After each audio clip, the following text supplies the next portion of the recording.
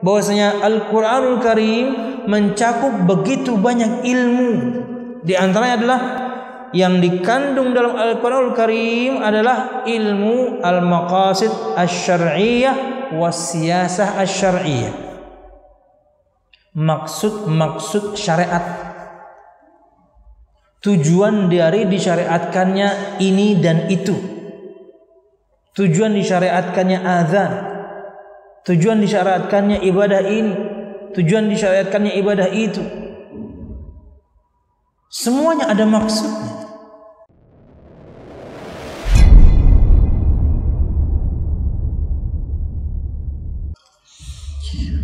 Assalamualaikum warahmatullahi wabarakatuh.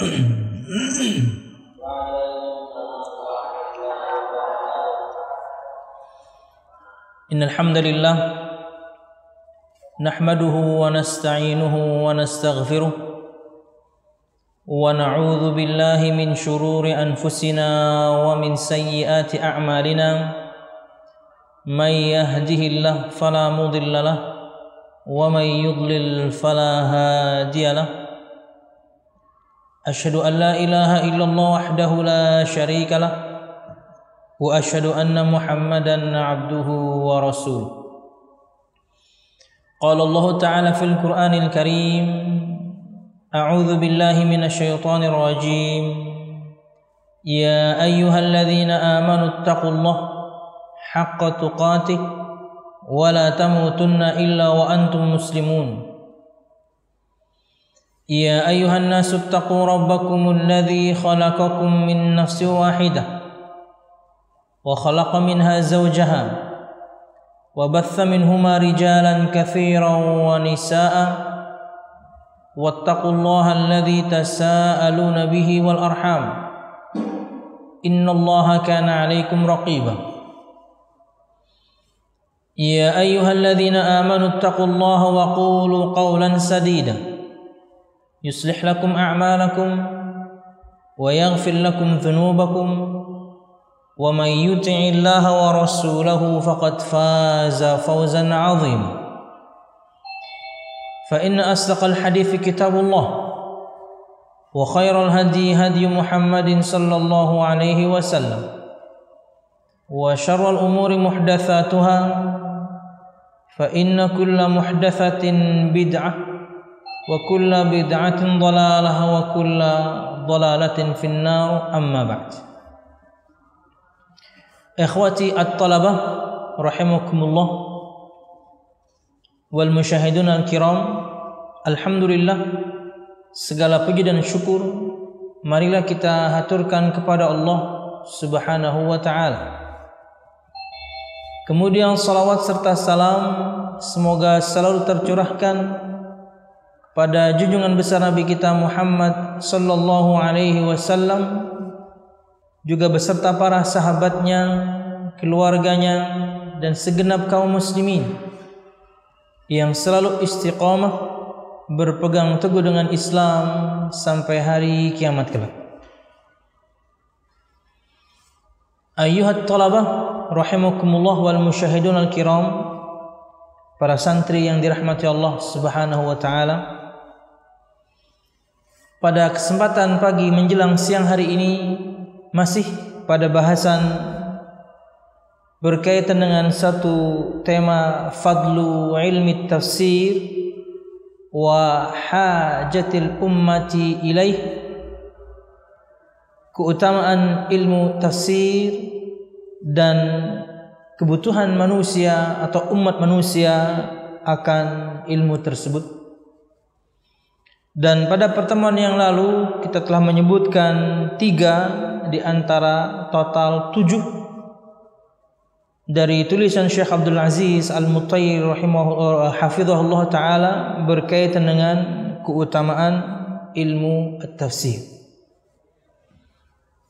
InsyaAllah pada kesempatan ini kita akan lanjutkan di poin yang keempat dan mudah-mudahan bisa selesai. Tapi kita ingin rekap sedikit apa yang telah kita sebutkan pada pertemuan yang lalu, khususnya poin yang ketiga.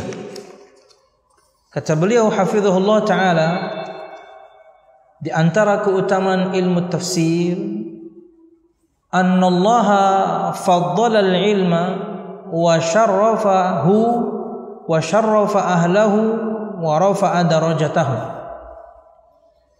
Wal ilmu bil Qur'ani huwa afdalul ulumi wa ajma'iha. Wa qad faddala Allah subhanahu wa qad fassala Allah fil Qur'ani kulla syai'in. Faman ibtagha al-ilma min afdali abwabihi wa ahsaniha fa'alayhi bitadabburil Qur'ani wa fahmihi wa ma'rifati ma'anihi.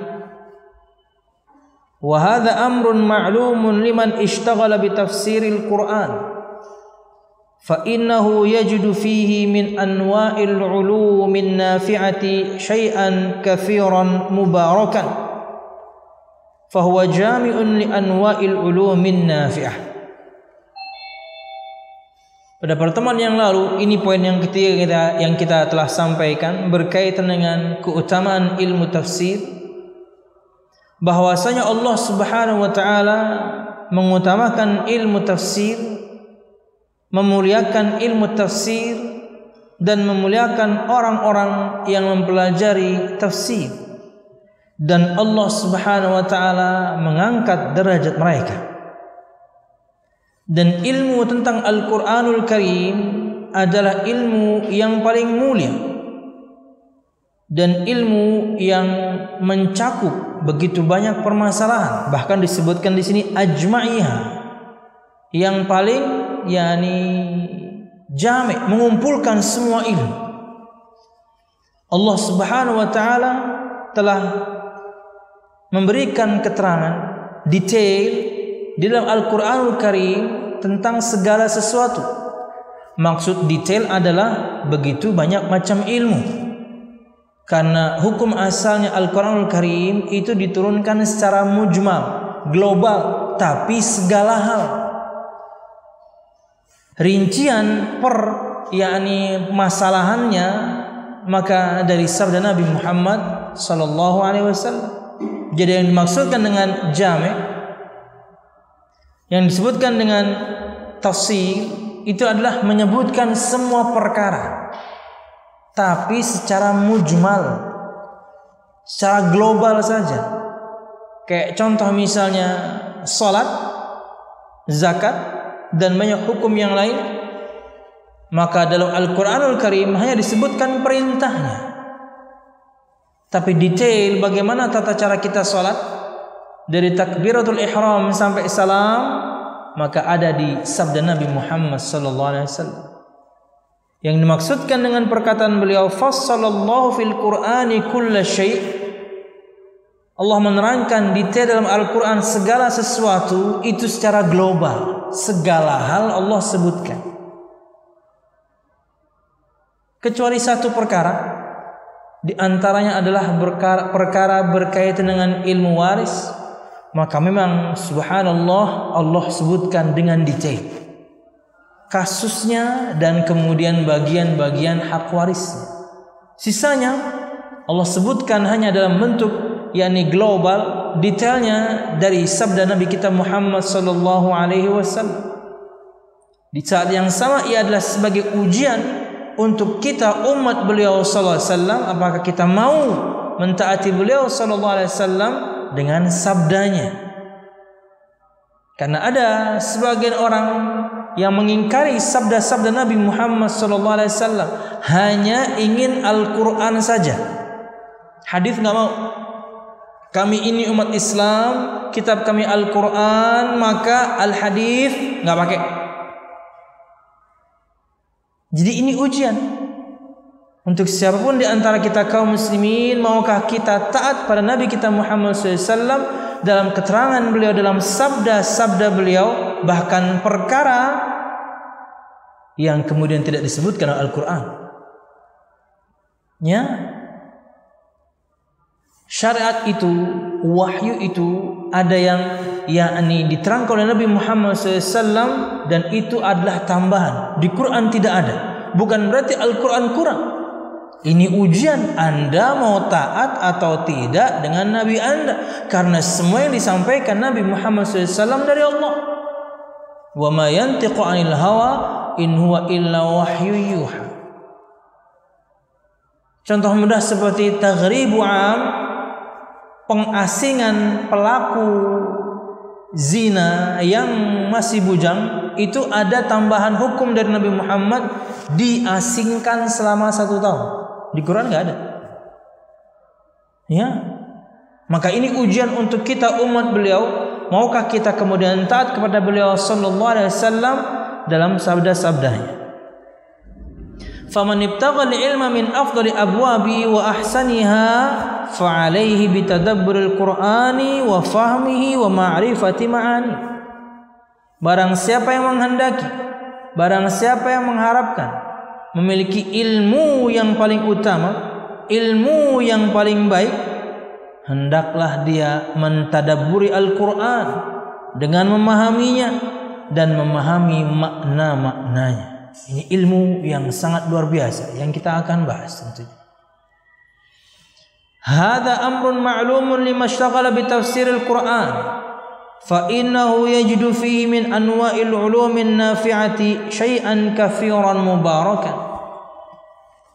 Ini adalah perkara yang diketahui, dimaklumi bahwasanya barang siapa yang menyibukkan dirinya dengan mempelajari tafsir Al-Quran, maka sesungguhnya dia mendapatkan di dalamnya begitu banyak ilmu dengan macam-macamnya yang bermanfaat dan diberkahi pastinya. Di antaranya, fahuwa jami'un li anwa'il ulumin nafi'ah. Maka Al-Quranul Karim itu mengumpulkan macam-macam ilmu yang bermanfaat. Di antaranya 1, ingat ini masih rekap, poin ketiga. Fa usulul imani wal i'tiqadi sahihi wat ta'rif billah bi asma'ihi wa sifatihi wa af'alihi wa sunanihi fi khalqihi mubayyanatun fil Qur'an. Maka prinsip-prinsip dasar keimanan, keyakinan yang sahih, pengenalan kepada Allah Subhanahu wa taala dengan asma dan sifatnya, perbuatannya, ketentuan Allah Subhanahu wa taala pada makhluk-makhluknya, semuanya diterangkan dalam Al-Qur'anul Karim. Akidah. Bahkan kita sebutkan pada pertemuan yang lalu satu faedah bahwasanya inti Al-Qur'anul Karim adalah al-imanu billah. Inti Al-Quranul Karim adalah beriman kepada Allah Subhanahu wa ta'ala. Kemudian wa usulul ahkamil fiqhiyah fi masailil ibadati wal muamalati wal mawarith wa ahkamil usrati wal jinayat kulliha mubayyanatun fil Quran. 2. Prinsip-prinsip hukum-hukum fikih dalam penyebutan masalah-masalah ibadah, muamalah, waris, hukum berkaitan dengan keluarga, hukum berkaitan dengan al-jinayat, kriminalitas, semua disebutkan dalam Al-Quranul Karim. 3. Usulul mawa'idhi was-suluki wat-tazkiyati kulliha mubayyanatun fil Qur'anil Karim. Prinsip-prinsip berkaitan dengan yakni nasihat-nasihat, adab, akhlak, pengsucian hati dan jiwa, semua diterangkan dalam Al-Quranul Karim. Akidah iya, ibadah iya, akhlak iya, wa kadzalikal adab wal akhlaqal karimah wal khisal al hamidah. Dan demikian juga adab, akhlak lebih kepada sifat individu, akhlak lebih kepada sifat individu, akhlak lebih kepada bagaimana sikap kita berinteraksi kepada orang lain, pun disebutkan dalam Al-Quranul Karim. Wa fihi bayanu umurin dhallat fiha umamun wa ta'ifun katsirah min bad'il khalqi wa qisasil anbiya'i wa akhbari bani Israil.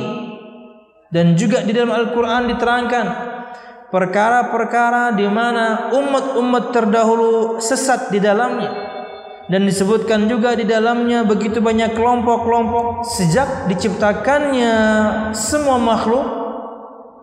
Kemudian juga disebutkan cerita-cerita para nabi, dan tentang berita-berita tentang Bani Israel. Semua disebutkan dalam Al-Quranul Karim. Kemudian itu bahasan kita pada pertemuan yang lalu sampai poin sampai 5. Berikut poin nomor 6 untuk keutamaan yang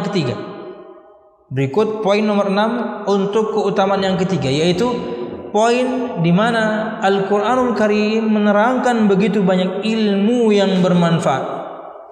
6. Wa mimma tadammanahu al-Qur'an min al-ulumi ilmu ad-da'wati ila Allah subhanahu wa ta'ala ala basirah. ففيه بيان أصول الدعوة وأنواعها ومراتبها وصفات الدعاة إلى الحق وكشف شبهات المضلين وأصول الاحتجاج للحق ومعاملة المخالفين على اختلاف مراتبهم. Kata Syekh kemudian, di antara yang terkandung dalam Al-Quranul Karim dari ilmu adalah ilmu bagaimana cara berdakwah kepada Allah Subhanahu wa taala. Ilmu bagaimana berdakwah kepada Allah Subhanahu wa taala. Bagaimana menyeru umat manusia untuk kembali kepada Allah Subhanahu wa taala, yaitu dengan ala basirah. Berdakwah itu harus di atas ilmu. Dan kalau sudah berbicara berkaitan dengan berdakwah di atas ilmu, berarti di atas wahyu, firman Allah Subhanahu wa taala dan juga sabda Nabi Muhammad sallallahu alaihi wasallam dengan pemahaman para sahabat radhiyallahu anhum ajma'in. Dan di dalamnya disebutkan prinsip-prinsip dakwah dan macam-macam dakwah, tingkatan-tingkatan dakwah, sifat-sifat para dai yang berdakwah kepada kebenaran. Di dalamnya juga kemudian disingkap syubhat orang-orang yang sesat. Di dalamnya juga disebutkan bagaimana prinsip berhujjah dengan kebenaran, firman Allah, sabda Nabi Muhammad. Dan juga di dalamnya disebutkan bagaimana berinteraksi dengan orang-orang yang menyelisih kita ketika berdakwah dengan perbedaan, yakni perselisihan tersebut. Artinya orang-orang yang menyelisih kita ketika kita berdakwah levelnya macam-macam. Apakah dia orang yang bodoh? Bagaimana kita berinteraksi dengannya? Apakah dia orang yang berilmu? Bagaimana kita berinteraksi dengannya ketika berdakwah? Apalagi misalnya bukan cuma berilmu tapi levelnya bisa berdialog, maka bagaimana cara kita kemudian berdakwah? Semua, kata Syekh, disebutkan dalam Al-Qur'anul Karim.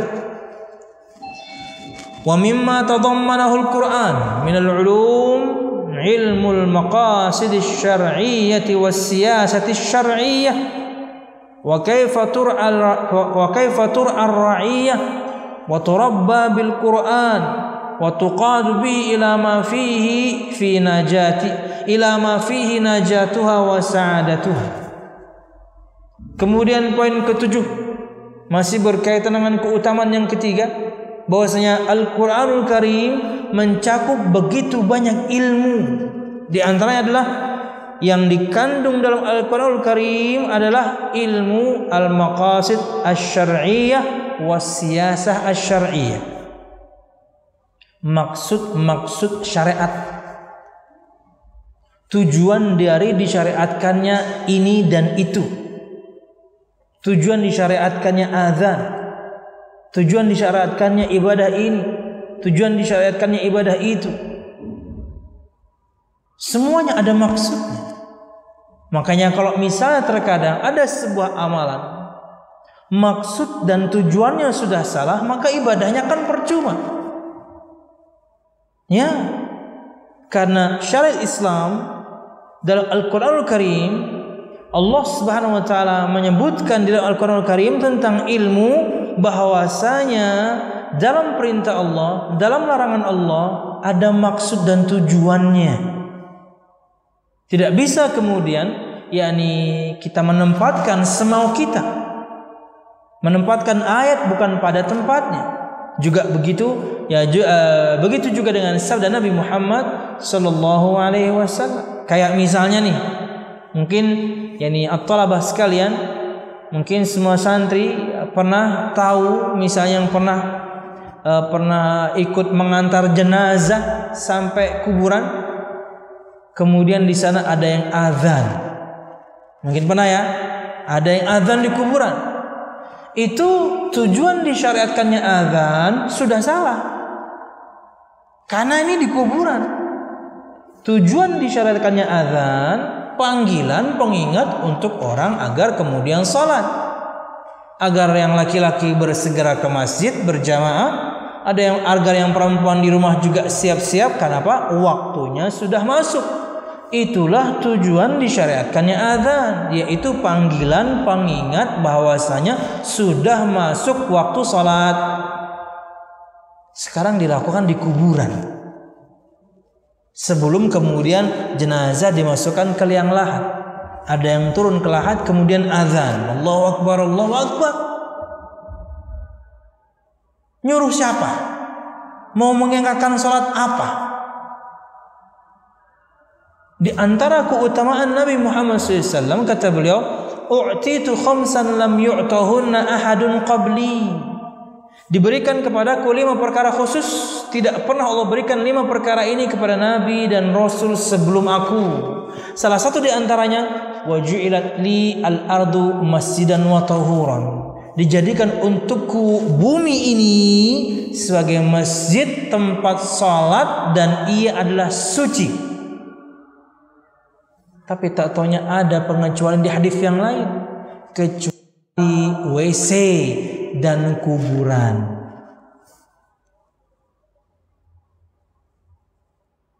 Lain ceritanya kalau misalnya salatnya pun adalah salat jenazah, itu pun nggak umum.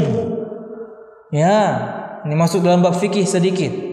Ingat sejarah bagaimana Nabi Muhammad SAW kala itu mencari seorang wanita yang biasanya punya masjid. Ini di antara interaksi Nabi Muhammad kepada pelayan dan budak, bagus sekali. Dicariin sama beliau. Beliau bukan orang yang cuek. Kata Nabi Muhammad SAW, mana itu perempuan yang biasa bersih-bersih masjidnya, punya masjid? Oh, wahai Rasul, dia sudah meninggal. Para sahabat mengira bahwasanya tidak penting untuk memberitahu meninggalnya perempuan tukang sapu masjid ini kepada Nabi Muhammad. Kata Nabi Muhammad SAW, kenapa kalian tidak beritahukan aku? Ala adzantumuni. Kenapa aku nggak diberitahu? Kemudian kata Nabi Muhammad SAW, dulluni ala qabriha. Tunjukkan kepadaku di mana kuburnya.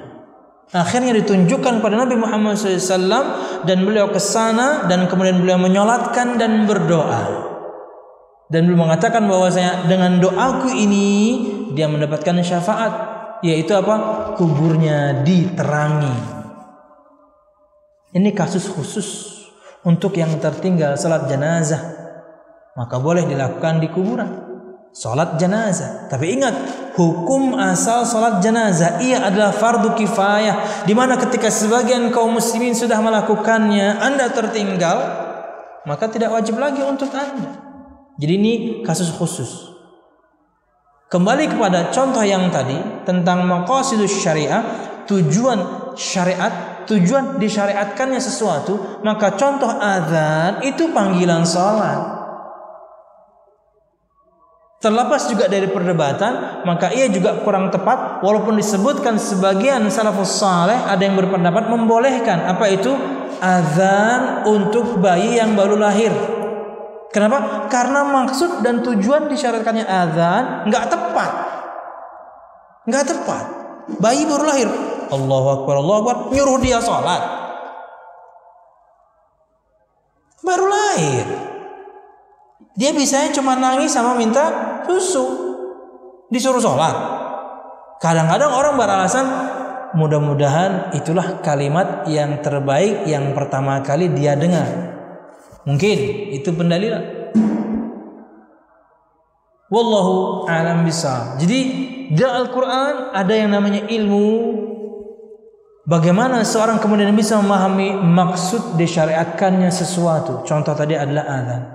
Wasiyasa asyariyah, dan juga siasat syar'i, strategi secara syar'i Di antaranya bahkan kemudian berkaitan dengan hukum negara. Makanya ada Kitabul Imarah, ada satu bab khusus dalam Sahih Muslim berkaitan dengan kepemimpinan. Karena di Quran semuanya lengkap. Wa kaifa tur'ar ra'iyah wa turabba bil Quran, dan bagaimana kemudian rakyat ini dididik agar kemudian faham Al-Quran, wa tuqadu bihi ila ma fihi najatuha, dan bagaimana kemudian rakyat ini, semua manusia, kita berbicara rakyat artinya pemimpinnya faham tentang syariat, menggiring mereka untuk faham Al-Quran, menggiring mereka untuk keselamatan mereka dunia sebelum di akhirat. Semua ada dalam Al-Quranul Karim. Kemudian poin berapa nih? 8 ya.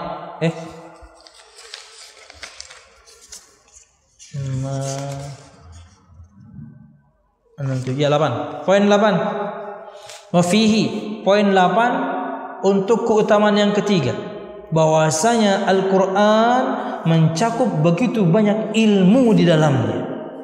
Wa fihi bayanul hadyi fi kulli ma yahtaju ilaihi al-'abdu fi syu'uni hayatihi wa kaifa yatakhallasu min kaidi syaitan wa syarrin nafsi wa fitnatid dunya wa sa'iril fitan allati ta'tariduhu wa kaifa yahtadi ila siratil mustaqim.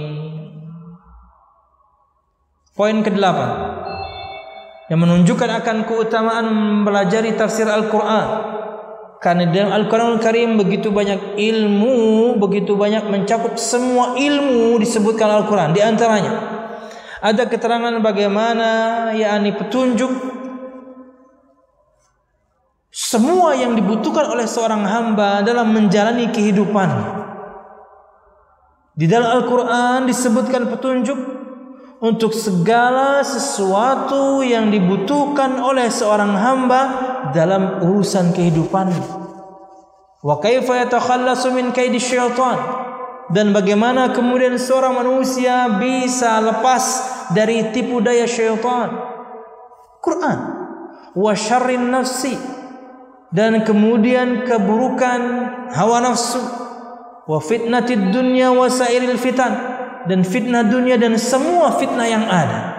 Allati ta'tariduhu, yang kemudian yakni menghampirinya.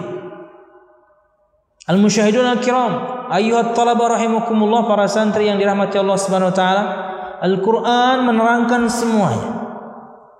Bagaimana kemudian kita yakni bisa terlepas dari tipu daya syaitan, bisa terlepas dari belenggu hati ini yang memang menyuruh selalu kepada keburukan, hingga kemudian kita bisa mensucikan jiwa kita dengan iman dan amal saleh. Kemudian kita juga bisa keluar dari fitnah yang ada, seperti contoh fitnah akhir zaman yang sedang kita alami sekarang. Bagaimana banyak orang kemudian berani berbicara dalam perkara-perkara yang besar padahal dia kecil. Berani berbicara tentang agama padahal kemudian dia bukan siapa-siapa. Lebih banyak menyesatkan dibandingkan kemudian memberikan nasihat. Itu Dan di antara keterangan para ulama, di antaranya Syekh As-Sa'di rahimahullah taala, bentuk azab kita kata beliau itu ya fitnah ini. Karena dulu Nabi dan Rasul sebelum Nabi Muhammad SAW tidak ada seorang pun di zaman mereka ketika mendustakan nabinya kecuali Allah pasti binasakan, habis. Kaum Thamud, kaum 'Ad, kaumnya Nabi Saleh, Nabi Hud, Fir'aun dan pengikutnya, semuanya hancur kecuali yang beriman. Tapi kan semuanya hancur binasa. Ada yang dalam 1 malam, ada yang dalam 7 malam 8 hari. Allah binasakan semua. Ada yang Allah tenggelamkan. Nah, bukankah kemudian yang mendustakan Nabi Muhammad ada? Bukankah yang mendustakan Nabi kita Muhammad ada? Ada. Sejak zaman Nabi Muhammad sampai sekarang ada. Tapi kenapa kemudian tidak Allah binasakan? Tidak Allah habiskan, tenggelam gitu semuanya, atau kemudian ditiup angin yang sangat dingin 7 hari 7 malam kemudian mati beku. Enggak tuh. Kata Syekh Sa'di, bentuk azab untuk kita adalah fitnah yang luar biasa yang ada ini. Fitnah akhir zaman, cobaan, ujian yang berat ini adalah azab. Yang kemudian untuk orang-orang beriman, mereka harus sabar menghadapinya. Mereka harus sabar menghadapinya. Inilah ujian untuk orang-orang yang beriman. Di mana kemudian akan muncul orang-orang yang tadi ulun sebutkan. Ar-Ruwaibidah, orang-orang kecil berbicara dalam perkara yang besar, orang-orang yang tidak punya basic agama berbicara dalam tentang agama, yang ada bukan menasihati tapi malah menyesatkan. Kita harus tahu kadar kita masing-masing. Itulah di antara ciri-ciri orang yang cerdas. Dia tahu kadarnya, dia tahu posisinya, dia tahu di mana levelnya. Wallahu a'lam bishawab. Wa kaifa yahtadi ila siratil mustaqim, dan dalam Al-Qur'an disebutkan keterangan bagaimana kemudian seorang bisa mencari petunjuk untuk kembali kepada jalan Allah yang lurus, yaitu dengan mengikuti firman Allah dan juga sabda Nabi Muhammad SAW dengan pemahaman para sahabat. Wallahu a'lam bishawab. Dan kemudian kata beliau di sini,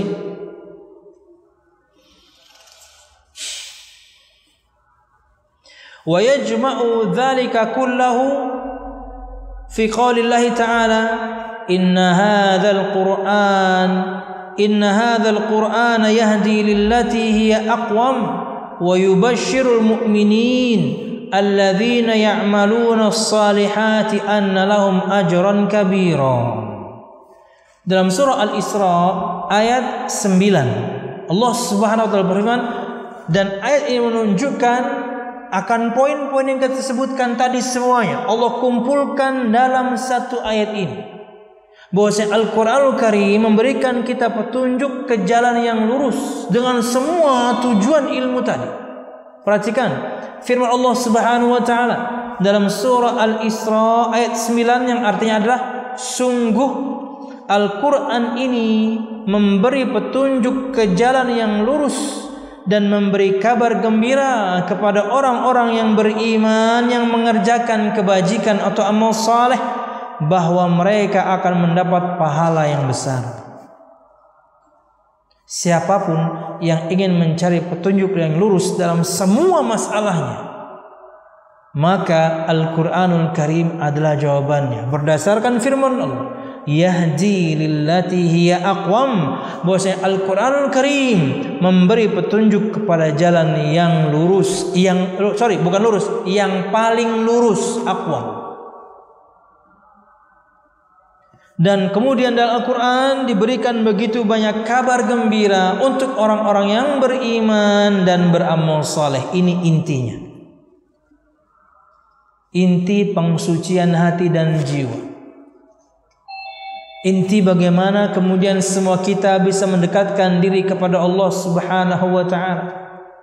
Dan dua hal ini selalu Allah gandengkan dalam firman-Nya. Sama seperti Allah menggandengkan dirikanlah salat, tunaikanlah zakat. Sama seperti Allah menggandengkan sembahlah Allah, berbaktilah pada orang tua. Sama seperti Allah menggandengkan jangan berbuat syirik kepada Allah dan jangan durhaka pada orang tua. Ini sama. Iman dan amal saleh itu selalu digandeng, karena ia tidak bisa lepas. Anda beriman kepada Allah Subhanahu wa ta'ala, maka tunjukkan itu dengan amal Anda. Dan ketika Anda beramal, itu bukti iman Anda kepada Allah Subhanahu wa ta'ala. Wallahu a'lam bishawab. Kemudian poin yang keempat, masuk poin yang keempat, berkaitan dengan keutamaan yakni mempelajari ilmu tafsir. Wa min fadaili ilmi tafsir annahu yadullu sahibahu ala ma ya'tasimu bihi min ad-dhalalah, wa qad qala ta'ala wa man ya'tasim billah faqad hudiya ila siratin mustaqim, wa qala ta'ala fa ammal ladzina amanu billahi wa'tasamu bih fasayudkhiluhum fi rahmatin min wa fadlin wa yahdihim ilaihi siratan mustaqima. Yang keempat di antara total 7 yang kita akan bahas dari keutamaan mempelajari ilmu tafsir dan bagaimana ini adalah ilmu yang sangat dibutuhkan oleh umat manusia adalah wa min fadaili ilmi tafsir, dan di antara keutamaan ilmu tafsir adalah annahu yadullu sahibahu ala ma ya'tasim bihi min ad-dhalalah, bahwasanya dalam Al-Qur'anul Karim disebutkan petunjuk bagaimana seorang bisa berpegang teguh dan dengannya kemudian dia selamat dari kesesatan. Al-Quran yang menunjukkan kepada kita agar kita kemudian kita bisa berpegang teguh dengannya, dengan Al-Quranul Karim, dan kemudian hasilnya seseorang akan jauh dari kesesatan. Makanya kita tahu sabda Nabi Muhammad sallallahu alaihi wasallam, aku telah tinggalkan untuk kalian 2 perkara. Selama kalian berpegang teguh dengan 2 perkara tersebut, kalian tidak pernah akan sesat selamanya. Kata Nabi Muhammad SAW, Al-Quran was sunnati, Al-Quranul Karim dan sunnahku. Makna terbaliknya adalah bahwasanya siapapun orang landasannya bukan firman Allah, bukan sabda Nabi Muhammad dengan paham yang benar, pasti sesat. Kenapa ada embel-embel dengan paham yang benar? Karena banyak orang baca Quran, banyak orang baca hadis, bahkan banyak orang mengatasnamakan kami ahlus sunnah wal jamaah, tapi prakteknya kok sesat. Karena cara memahami firman Allahnya, karena cara memahami sabda Nabi Muhammadnya tidak seperti pemahaman para sahabat. Pemahaman para sahabat adalah tolok ukur, barometer untuk semua kita. Kalau betul-betul kita ingin lurus dalam memahami agama ini, yaitu pemahaman para sahabat Nabi Muhammad radhiyallahu anhu ajma'in untuk firman Allah dan sabda Nabi Muhammad sallallahu alaihi wasallam. Juga di sabda Nabi Muhammad yang lain, taraktu fikum ats-tsaqalain, aku tinggalkan untuk kalian 2 perkara yang berat. Yang pertama kata Nabi Muhammad SAW, Al-Quranul Karim hablum mamdudun ma bainas sama'i wal ard. Perkara yang pertama adalah Al-Quranul Karim, ia adalah layaknya tali yang menjuntai dari langit ke bumi. Itu perkara berat yang pertama yang aku tinggalkan untuk kalian, warisanku, legasi. Yang kedua, wa itrati ahli baiti, yang kedua adalah anak keturunanku, keluargaku, ahlul baitku. Ahlul bait yang tentunya mengikuti firman Allah Subhanahu wa taala yang menegakkan sunnah Nabi Muhammad sallallahu alaihi wasallam. Sebagaimana firman Allah Subhanahu wa taala dalam surah Ali Imran ayat 101. Allah Subhanahu wa taala berfirman dalam surah Ali Imran ayat 101, wa kaifa takfuruna wa antum tutla alaikum ayatullahi wa fiikum rasuluh wa may ya'tasim billah faqad hudiya ila siratim mustaqim. Yang artinya adalah, dan bagaimana kamu sampai menjadi kafir padahal ayat-ayat Allah Subhanahu wa taala dibacakan kepada kamu dan Rasulnya Muhammad pun berada di tengah-tengah kamu. Ini tentunya pertanyaan ingkari, pertanyaan yang Allah nggak butuh jawaban, pertanyaan agar supaya mereka sadar bahwasanya kenapa kalian ini kok bisa kafir? Dibacakan kepada kalian ayat-ayat Allah, Nabi Muhammadnya ada. Keutamaan yang luar biasa.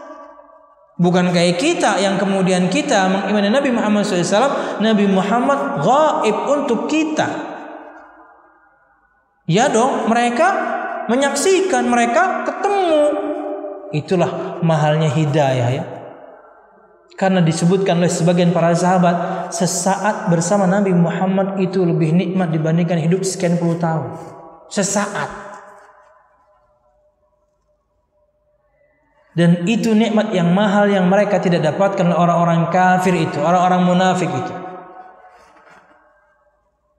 Ya dong. Makanya kita ini, semua umat Islam ini yang tidak bertemu dengan Nabi Muhammad ini, Nabi Muhammad sudah sebutkan akan keutamaan kita ini. Ingat firman Allah Subhanahu wa taala di awal surah Al-Baqarah, bahwasanya di antara sifat orang-orang yang bertakwa, Alif Lam Mim, dzalikal kitabu la raiba fihi hudal lil muttaqin alladzina yu'minuna bil ghaib. Di antara sifat orang-orang yang berimanlah orang-orang yang beriman kepada perkara yang gaib. Di antara keterangan Al-Imam Ibnu Katsir, Nabi Muhammad bahkan untuk kita gaib. Kenapa? Kita nggak ketemu, kita nggak lihat. Kita nggak mengindra beliau sallallahu alaihi wasallam. Terlepas dari mungkin sebagian orang-orang saleh pernah mimpi ketemu Rasul, itu keutamaan dan karamah buat dia. Tapi kita berbicara yang umum, gaib untuk kita. Tapi kita beriman. Nah, dalam keterangannya itu Imam Ibnu Katsir menyebutkan satu hadis. Ketika seorang sahabat bertanya, "Wahai Rasulullah, adakah generasi yang baik setelah kami? Kami hidup bersamamu, kami berjuang bersamamu. Ada enggak setelah ini yang lain tapi juga baik?" Kata Nabi Muhammad, ada. "Qaumun ya'tuna min ba'dikum yu'minuna bi wa lam yarawni." Ada satu kaum nanti, mereka datang setelah kalian, hai para sahabatku, tapi mereka beriman kepadaku padahal mereka tidak pernah melihat aku. Siapa? Kita. Bisa kita beriman pada Nabi Muhammad SAW padahal kita nggak lihat.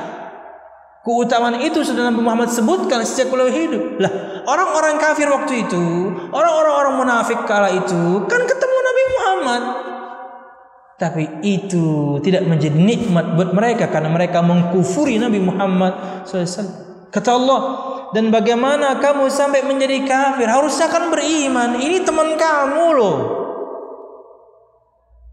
Si Muhammad ini SAW, ini kan teman kamu, ini teman kecil kamu, teman kamu main, kamu tumbuh bersama dia, kamu tahu bagaimana orangnya, bahkan semua kamu, hai orang-orang kafir, kan mengamanahkan harta paling berhargamu, yaitu gembalaan kepada dia.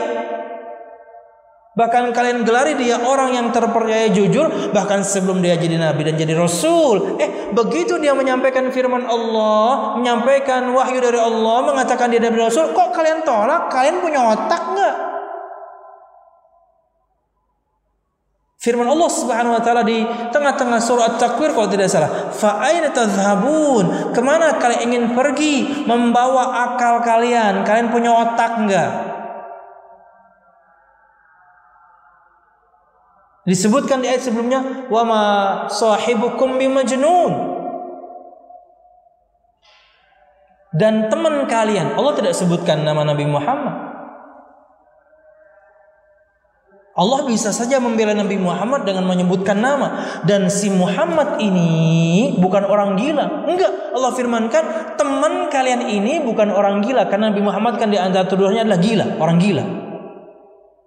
Teman kalian ini bukan orang gila. Maksudnya kalian tahu kan siapa dia?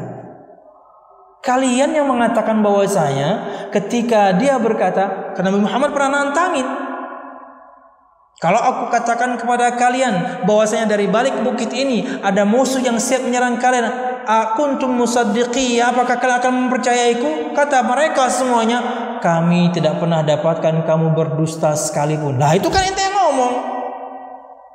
Kalian yang mengatakan tidak pernah mendapatkan laki-laki ini berdusta.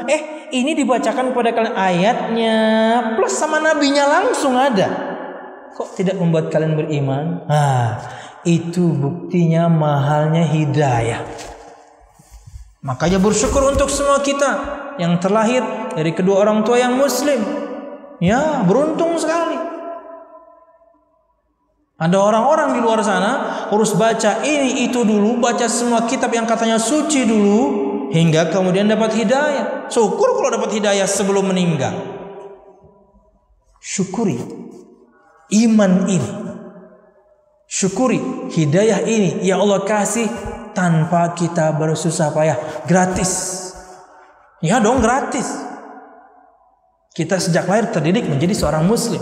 Bersyukur lagi siapapun di antara antum ayyuhat talabah dan juga pemirsa di luar sana yang mendapatkan kedua orang tuanya orang-orang yang taat beragama. Nikmat luar biasa. Betapa banyak orang di luar sana sudah ngaji mereka, belajar mereka, tantangan pertamanya bapaknya nggak tahu, ibunya belum paham. Ketika ingin berdakwah, kemudian dipatahkan oleh bapaknya. Kamu siapa sih? Anak baru kemarin. Kamu siapa sih? Bapak sudah lama begini, nggak usah atur-atur. Ya, bersyukurlah kepada siapapun yang terlahir bukan cuma muslim, tapi terlahir dari orang tua yang faham agama. Kenikmatan demi kenikmatan. Kenikmatan di atas kenikmatan. Ya. Wallahu a'lam bishawab. Allah berfirman, dan bagaimana kamu sampai menjadi kafir padahal ayat-ayat Allah dibacakan kepadamu dan Rasulnya Muhammad SAW pun berada di tengah-tengah kamu. Bisa ya? Ya. Di sisi lain, sebagian sahabat seperti Jubair bin Mut'im dan saya tidak salah. Di sisi yang lain, sahabat itu ada yang masuk Islam bahkan karena mendengarkan Nabi Muhammad baca Quran. Jadi sebaliknya dari orang-orang kafir tadi, di mana mereka tahu bahwasanya Al-Qur'anul Karim yang dibawa Nabi Muhammad itu firman Allah, mereka tahu. Ingat satu cerita, bagaimana ketika semua mereka berkumpul. Jadi waktu itu mau datang musim haji. Ya, hajian itu bahkan sebelum Nabi Muhammad datang pun masih ada dengan praktek yang macam-macam. Nabi Muhammad lah kemudian mengembalikannya pada syarat yang benar. Mereka hajian. Nabi Muhammad belum jadi nabi nih. Nabi Muhammad sudah jadi nabi dan rasul. Sudah mulai berdakwah. Dan sudah mulai banyak pengikutnya. Mau datang musim haji. Itu mereka semuanya berkumpul, orang-orang kafir Quraisy berkumpul. Bagaimana cara supaya orang-orang yang datang hajian jangan dengerin si Muhammad sallallahu alaihi wasallam. Akhirnya ada yang usul, bagaimana kalau kemudian kita sematkan untuknya gelar-gelar yang buruk. Ngumpulnya di rumah Al-Walid bin Mughirah, dedengkotnya mereka. Kemudian mereka minta kepada Al-Walid bin Mughirah, dari kamu apa lakop yang paling tepat, apa gelar yang paling tepat yang dengannya kita sematkan ke si Muhammad SAW agar kemudian dia dapat imbas buruk. Kata Al-Walid, kalian dong, silakan, siapa yang mau berpendapat, nanti kita timbang. Gimana kalau kita katakan dia penyair? Kata Al-Walid bin Mughirah, kalian tahu yang dia sampaikan bukan syair. Kalian tahu kan yang dia sampaikan bukan syair. Yang lain. Artinya semua mereka tahu kala itu tuduhan, berarti di antara makna yang mereka pahami kala itu adalah sesuatu yang buruk ketika seorang itu adalah penyair. Tukang bohong berarti. Kalian tahu kan yang dia katakan bukan syair. Saya juga tahu yang dia katakan bukan syair. Yang lain. Gimana kalau kita sematkan kepadanya Muhammad itu orang gila? Apalagi orang gila. Siapa yang bisa percaya? Ente nanti bikin malu kita aja kalau kita bilang dia orang gila. Kita tahu gimana orang gila, kita tahu gimana orang waras. Dia itu waras.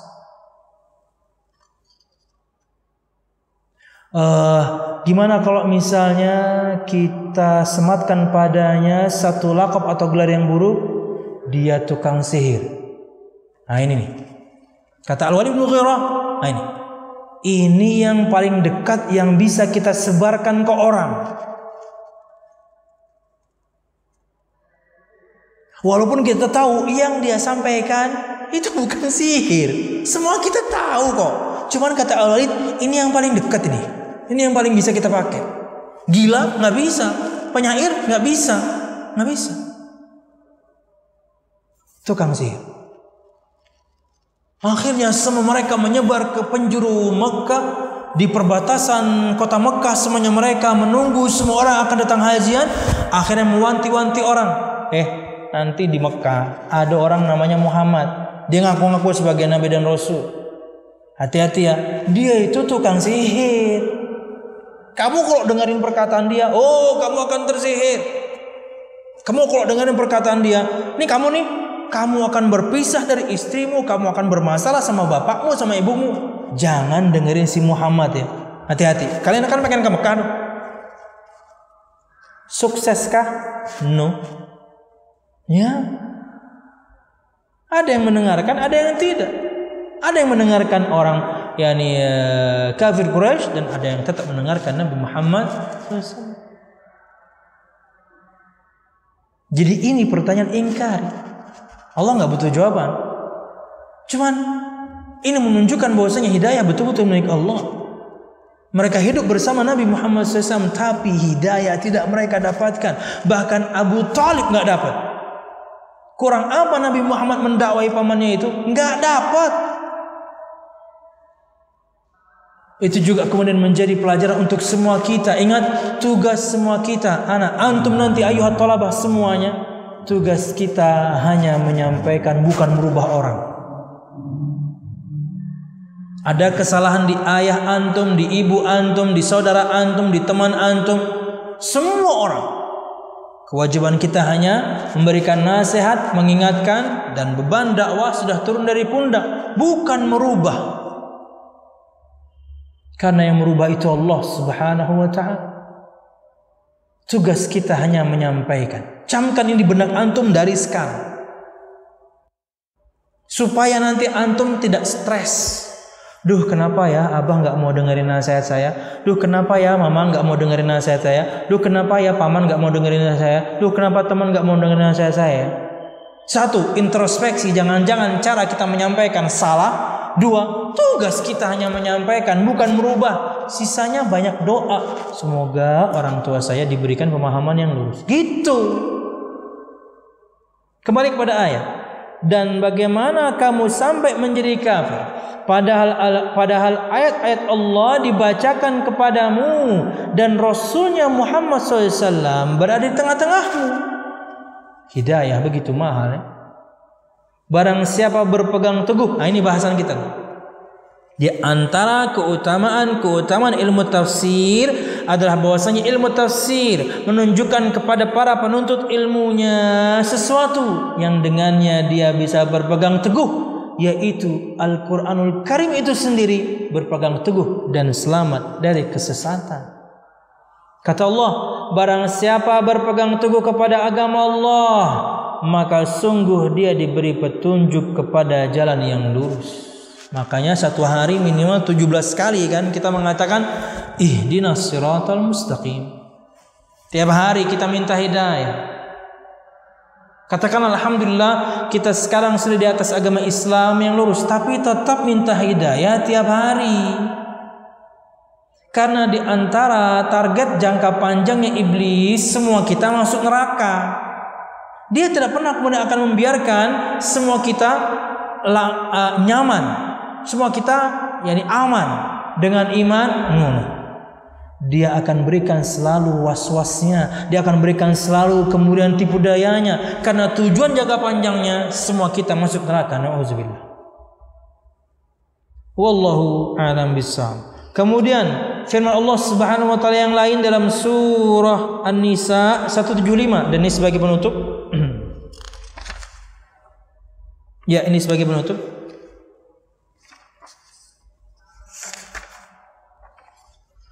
Fa ammal ladzina amanu billahi wa'tasamu bih fasayudkhiluhum fi rahmatin minhu wa fadlin wa yahdihim ilaihi siratan mustaqima. Yang artinya adalah, adapun orang-orang yang beriman kepada Allah dan berpegang teguh kepada agamanya, maka Allah akan memasukkan mereka ke dalam rahmat-Nya dan karunia-Nya, yaitu surga Allah Subhanahu wa taala, dan menunjukkan mereka jalan yang lurus kepadanya. Kita akan tahu jalan yang lurus ini dari belajar ilmu agama dan diantaranya ilmu tafsir. Dan sebagai penutup, ini betul-betul penutup ya, berarti masih ada 2 poin. 5, 6, 7 ada 3 poin. Wal maqsudu annal i'tisama bi kitabillah la yakunu illa bi fahmi ma anzalallahu fihi wa ittiba'i ma fihi minal huda wa sabilu dzalika ma'rifatu tafsiri. Dan yang dimaksudkan dengan berpegang teguh dengan kitabullah adalah yakni la yakunu illa bi fahmi ma anzalallahu fihi. Tidak bisa kita berpegang teguh dengan kitab Allah kecuali kita memahami apa yang Allah turunkan dan mengikuti apa yang ada dalam Al-Quran berkaitan dengan petunjuk. Dan untuk mengetahui apa yang Allah turunkan, untuk mengetahui petunjuk dalam Al-Quran, mempelajari tafsir Al-Quran. Wallahu a'lam bishawab. Ini yang bisa kita sampaikan pada kesempatan pagi menjelang siang hari ini, berkaitan dengan masih bahasan yang sama, keutamaan mempelajari ilmu tafsir dan kebutuhan manusia akan mempelajari ilmu tafsir. Bahwasanya tafsir akan mengajarkan kepada kita yakni agar kita kemudian bisa berpegang teguh dengan Al-Quran dan juga As-Sunnah dengan memahaminya, khususnya Al-Quran ya.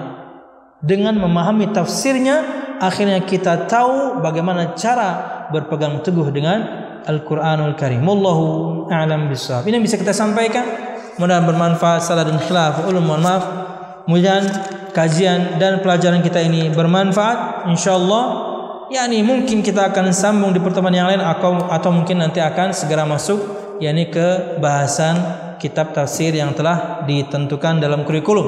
Karena secara umum beberapa keutamaan dalam 2 pertemuan ini cukup untuk kita menjadi motivasi untuk kita, saya mau belajar tafsir. Wallahu a'lam bishawab. Oke. Insyaallah ketemu lagi pekan depan ya. Walaupun tidak yakni face to face, semoga yakni selalu tetap bersemangat untuk menuntut ilmu, jadi lebih seperti dengerin kajian ya. Artinya yakni insyaallah dalam waktu dekat kita berdoa kepada Allah semoga yakni wabah ini cepat diangkat dan kemudian kita bisa ketemu lagi face to face insyaallah. Wallahu a'lam bishawab. Cukup ya? Oke. Kita tutup dengan doa kafaratul majlis. Subhanakallahumma wa bihamdika asyhadu an la ilaha illa anta astaghfiruka wa atubu ilaik.